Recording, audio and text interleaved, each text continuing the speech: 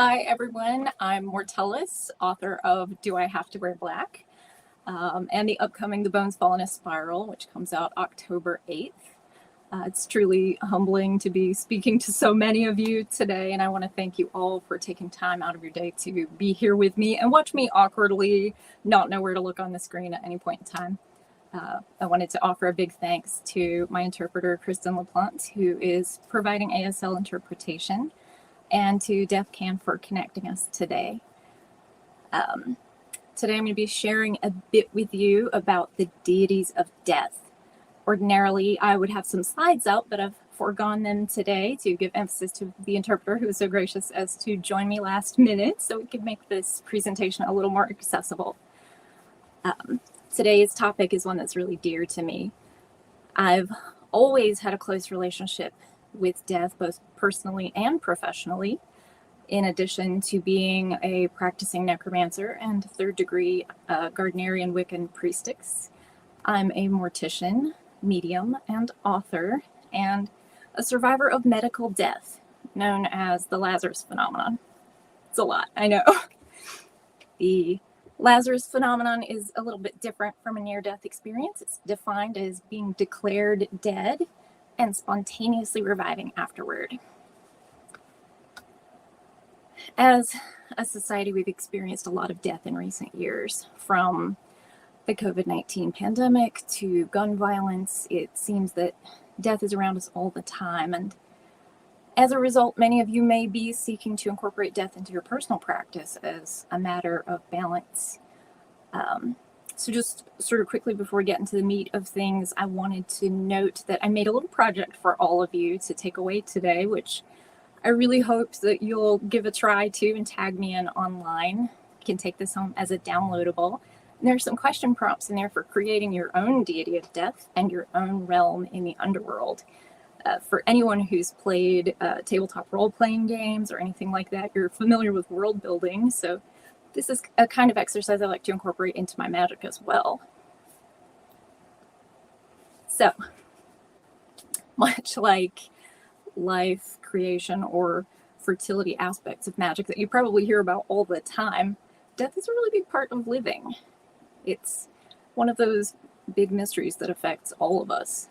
We might live in a day and age where, with advances in science, many of the aspects and elements of being born we might not have. We might get through life without any of those commonly accepted elements, but no person gets through their existence avoiding death.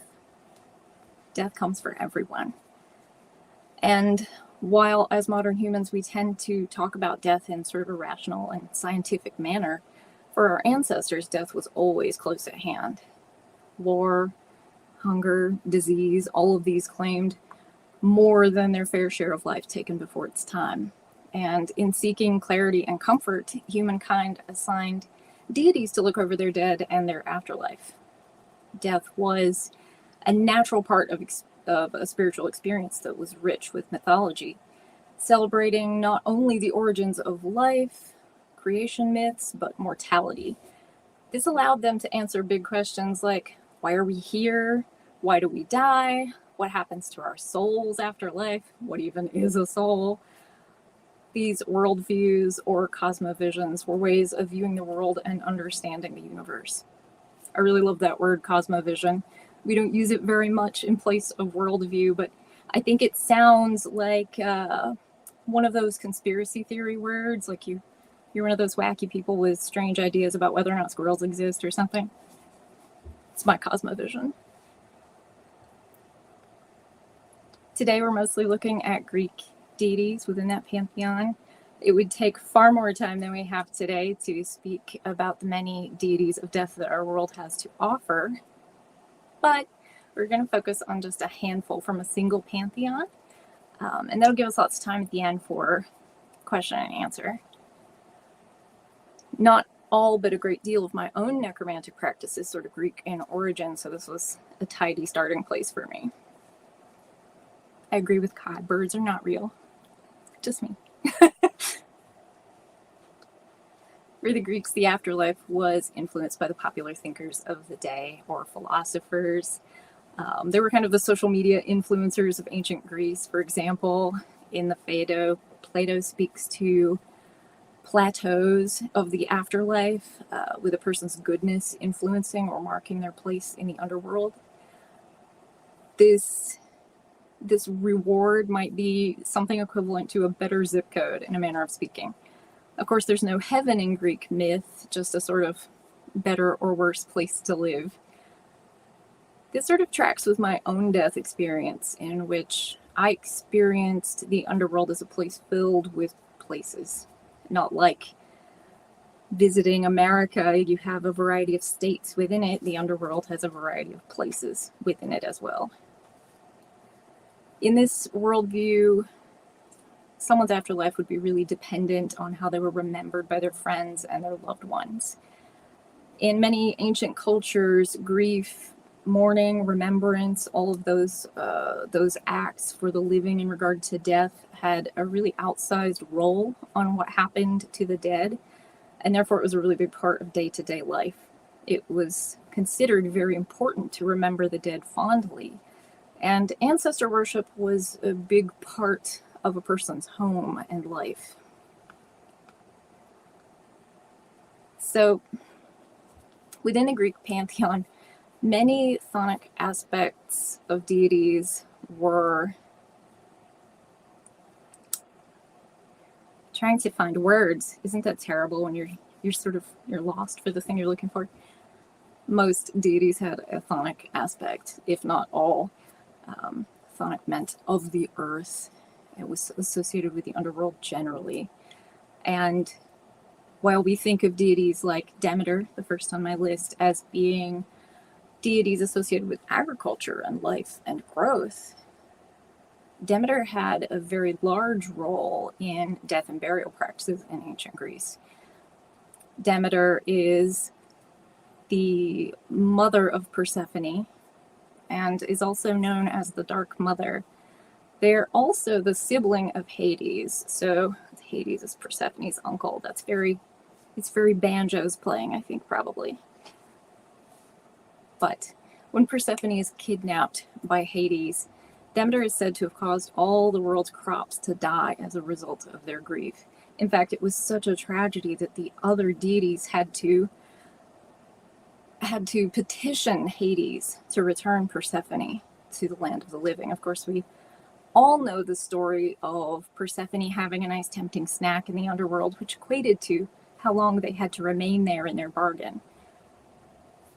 They returned to the earth for 6 months of the year, and during the time that they are in the underworld, the other 6, Demeter refuses to let the crops grow, which was, in their cosmovision, sort of the explanation for the seasons. In Athens, the dead were referred to as Demeter's people, which I think is very beautiful. Demeter's people being of the earth.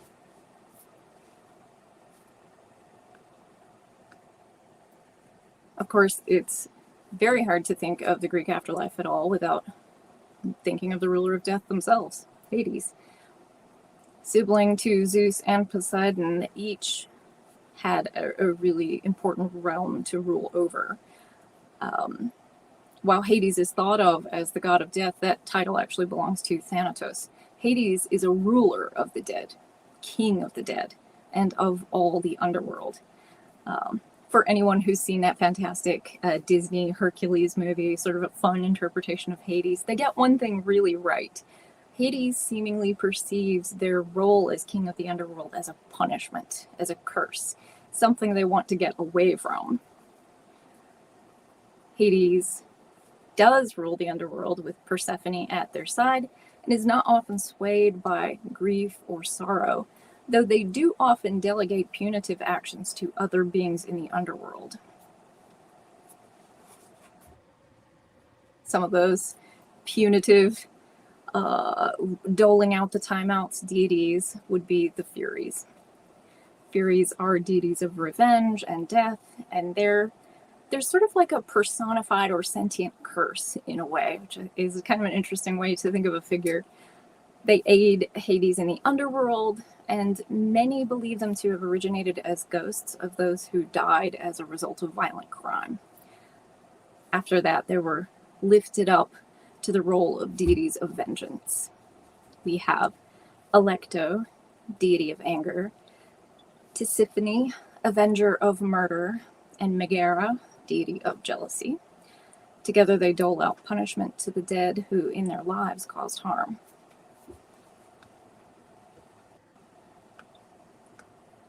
Next is Hecate, which we could do an hour on Hecate. I'm going to have to make it very small. Originally a deity of creation, often defined as fertility or childbirth, Hecate over time came to be associated with the moon and the underworld. A deity strongly associated with witches or practitioners of witchcraft, Hecate rules over ghosts and is a gatekeeper between the material plane and the ethereal plane. When I think of Hecate, I often think of a quote from Waiting for Godot. We give birth astride a grave. Light glimmers in an instant, and then it's night once more.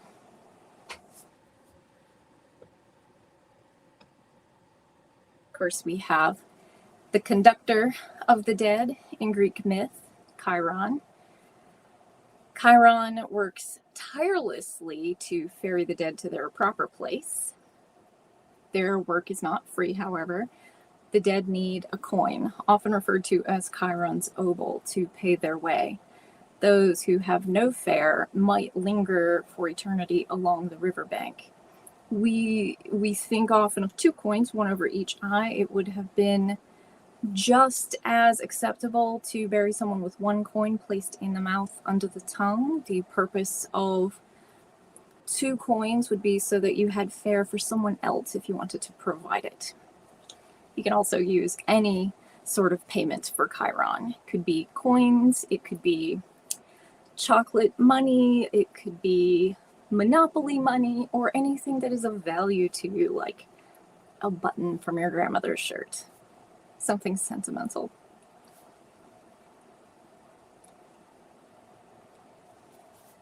Next on my list is the Greek deity of night, Nyx. Nyx was one of the first gods in the Greek cosmovision, formed at the moment of creation. Made of air and darkness, Nyx gave birth to light and day. A very mysterious deity, Nyx is made of the substance of night. Whatever night is made of, that is the substance of Nyx's being. They are a shape made of darkness. In Hades, Nyx helps look over the dead alongside Hades. It always trips me up in my mind that Hades the place and Hades the person are the same. But Nyx's twin children do a lot of the heavy lifting, Thanatos and Hypnos, the gods of peaceful death and sleep. They rule at Nyx's side, doing their work for the dead. Of course, next we have Cronus. Cronus is a titan and an interesting figure. That whole story is kind of wild if you dig into it, and you cannot cram it into a small amount of time, but we all know that the Titans were overthrown by Zeus. Cronus in particular is the parent of Zeus, Demeter, and Poseidon, trying to avoid a prophecy that they would be overthrown by their children. Cronus ate all but one of their children, leaving Zeus behind, attempting to overthrow that prophecy. Zeus, of course, freed their siblings because prophecies are prophecies and they tend to find their way into reality. Overpowered Cronus, imprisoned them with the Titans, and eventually they made peace, and Cronus became ruler of the Island of the Blessed Dead. If you read stories about the Isle of the Blessed, it's really interesting because while it is sort of a heaven-like utopia, the Isle of the Blessed is also described as being home to monsters and all kinds of terrifying and unusual beings, but it is a place of peace. Lastly, of course, but not least, is Thanatos. Death personified. one of Nyx's children, a deity of night, a sibling of the god of sleep, Thanatos is a relentless deity.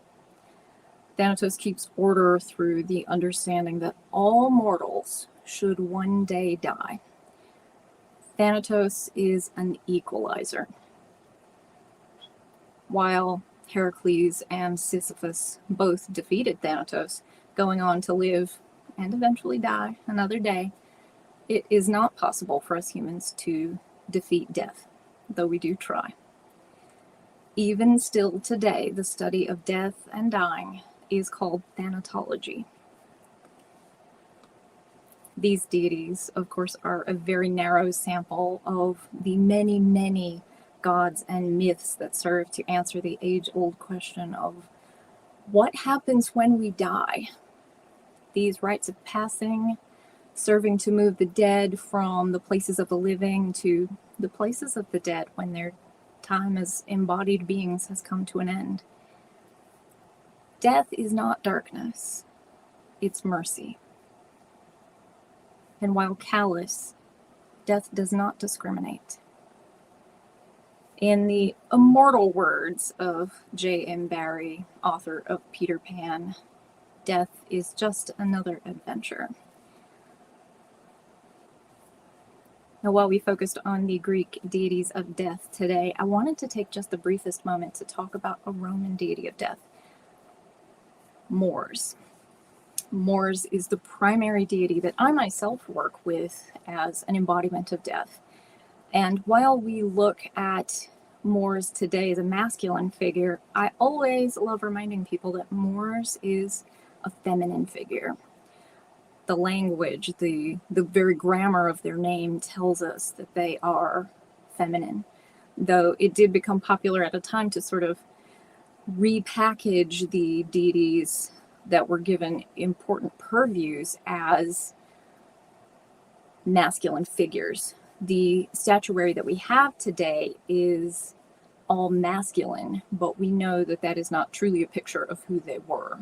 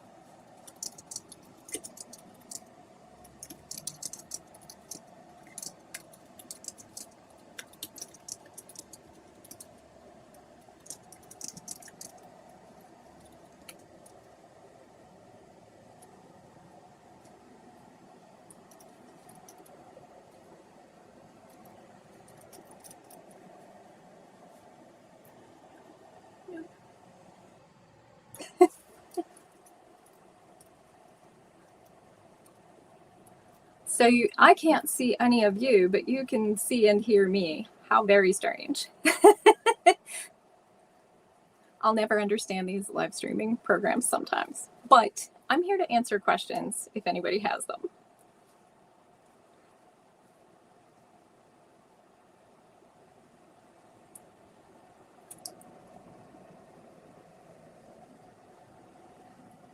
Yes, I think everyone appears as death on my end.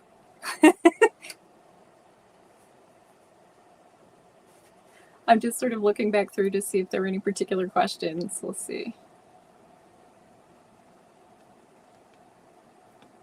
Someone asked if any of these deities were depicted with wings or feathers. Oh, quite a few. And it's really sort of circumstantial between figures that had clothing accessories with wings, like Hermes, or the Furies are sometimes depicted with wings. So it just kind of depends. The oldest of the death deities. Death is far older than any name we might have for them. So I don't know as far as a named figure, but I'm reminded of a quote from Neil Gaiman's Sandman, that death was there at the beginning, and at the end they'll put the chairs up on the table and turn out the lights and be the last to go.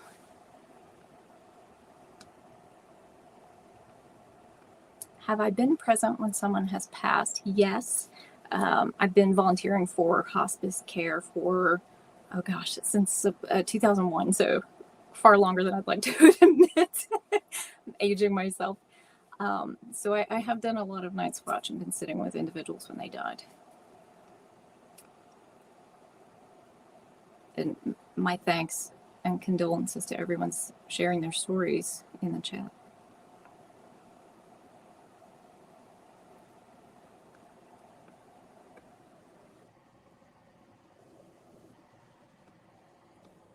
Let's see, a question.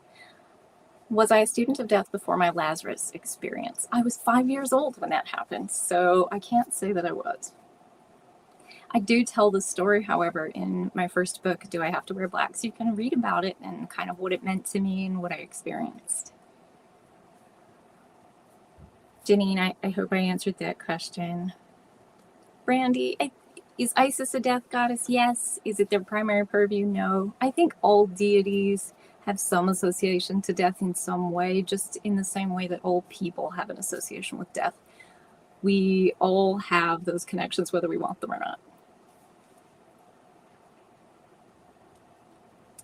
In Necromancy, how do I deal with consent? I talk about that in my upcoming book. I work a lot with people as they're dying. I work a lot with families. So most of the time I do have really direct and specific consent from people before their death.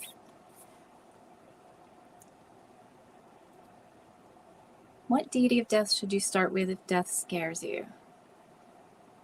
I would work specifically just with the embodiment of death itself, whatever you call that. Death is such a malleable figure. Take the time, Christina, to delve into the piece of homework that I posted. Create your own personification of death and work with that for a while. You might find that really powerful. And I would love to see what you come up with.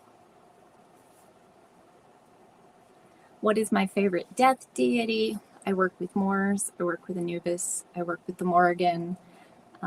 They're all very powerful and special to me in different ways. I could no sooner pick a favorite than I could pick a favorite star.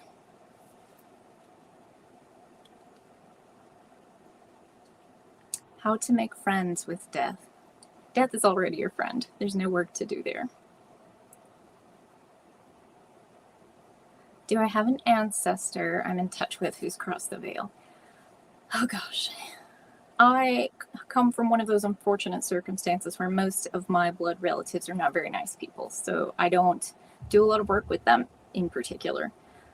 But I do know that current information supports everyone being related within only a few steps of distance. So I like to think of the world as my ancestors.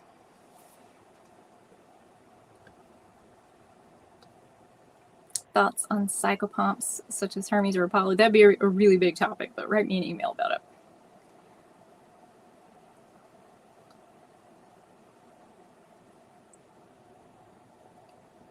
Meredith, send me that question by email. I'd love to talk to you about it.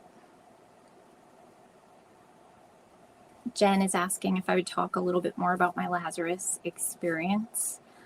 I was 5 years old and at the time was living as a member of an evangelical cult, and I had experienced a sexual assault. I was very unsupported, and it was a very difficult experience, which I responded to by attempting to take my own life. Even small children attempt suicide. You have to be very aware of these things if you know of someone you think is in crisis. Definitely seek out help for them. But I did the best thing I thought of as a little child, and I ate all the medicine that I was told was not candy, and wound up in a coma for 4 days.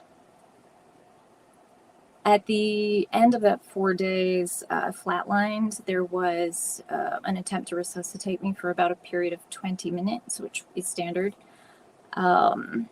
I did not revive and was declared dead, and about 8 minutes later woke up on my own. The experience on my end of things was very... It's hard to describe. It felt like time moved differently. What was 30 minutes here felt like an eternity there. I have memories and I can recall this whole lifetime there. And I'm perfectly willing to be sort of a logical, skeptical person and say this was the coma-addled ramblings of a 5-year-old brain, but it was still very transformative for me. And during that time there, I saw things and interacted with a deity, and basically the message was that I didn't get to die yet, that I had work to do, and that I needed to come back and fight for people. And here I am trying to do that.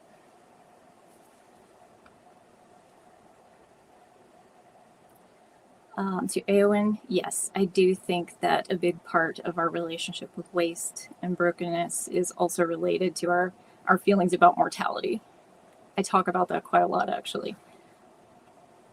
If you're sort of interested in how I interact with waste, I always say that I think necromancers are consummate recyclers, and most of the goods that I sell on my website are made from recycled death goods. Used caskets or flowers abandoned after funerals and all kinds of things.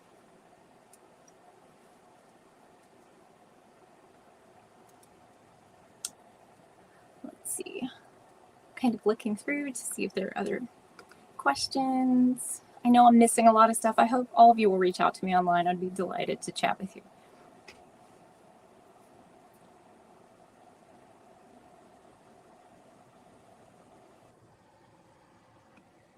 Stephanie, always good to see another Anubis person. I'll share with all of you my wacky Anubis UPG that they are obsessed with canning and preservation in a kitchen space. I make pickles and stuff for Anubis all the time. It's preservation, right? Same as a body.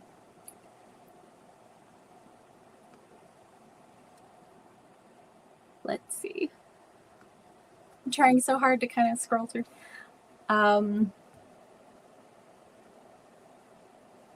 The homework is here in the chat, and if anyone doesn't grab it from the chat, send me a message and I will happily get it to you.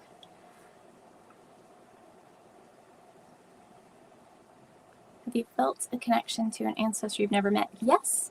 I work a lot with that, and I wrote a blog post once about venerating difficult ancestors. If you want a link to it, reach out.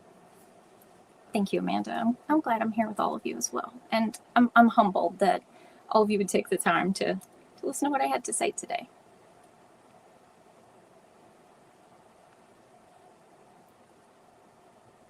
Oh, Brandy, what a thing that is. It doesn't happen often, but morticians are very good at noticing when someone is not deceased. It happens once in a while.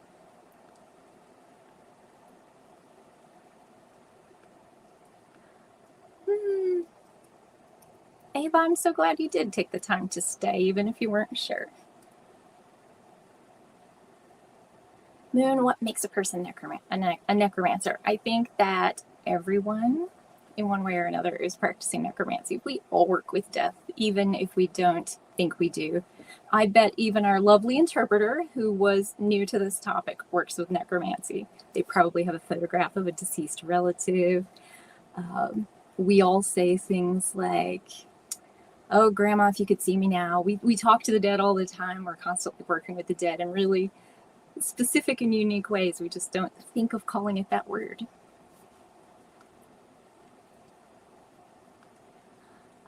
Do I think death deities tend to be softer around those who have struggled in life? I really don't. I think they're extremely neutral. I think the difference is that people who've had those difficulties are more likely to reach out to them. It's other people that have to sort of step over that that boundary and realize that they're like that for everyone. Recommendations for folks blocking communications. Brandy, if you'll send me an email, I'll send you a recipe that will help.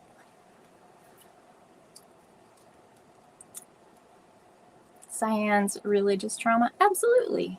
Also a thing I'd be happy to talk to you about by email. Some of these are just such big topics and we only have a few seconds left.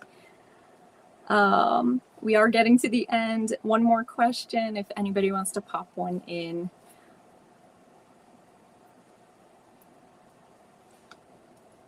Let's see. What would my definition of necromancy be? I would call it any work to do with death or dying, even if that work is just volunteering for hospice or working as a mortician professionally or officiating someone's funeral. Necromancy is a really broad term, and according to most historical references, and you could seek out Daniel Ogden's Greek and Roman necromancy if you wanted to source, historically the word has mostly been used very broadly and not as specifically as we think of it today. But thank you all so much for coming. This has been a pleasure. I hope you'll come visit me at mortellus.com and on any social media at A Crow in the Dead. My email is also acrowinthedead@gmail.com.